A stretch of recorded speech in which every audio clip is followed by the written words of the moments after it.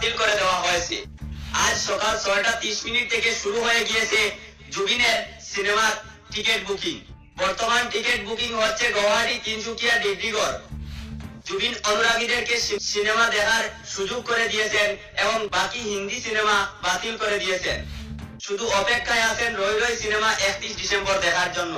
এই সিনেমার লাস্ট মুহূর্তটি জুবিনের মৃত্যুর সঙ্গে অনেক মিল রয়েছে।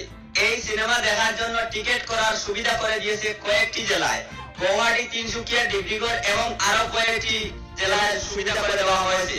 আপনারা কমেন্টে জানাবেন এই সিনেমা দেখার জন্য অপেক্ষায় কারা কারা রয়েছে। আর এইরকম ভিডিও পাওয়ার জন্য Raj HD YouTube channel and Facebook পেজকে ফলো করে সাথে থাকবেন। জয় হিন্দ, জয় ভারত।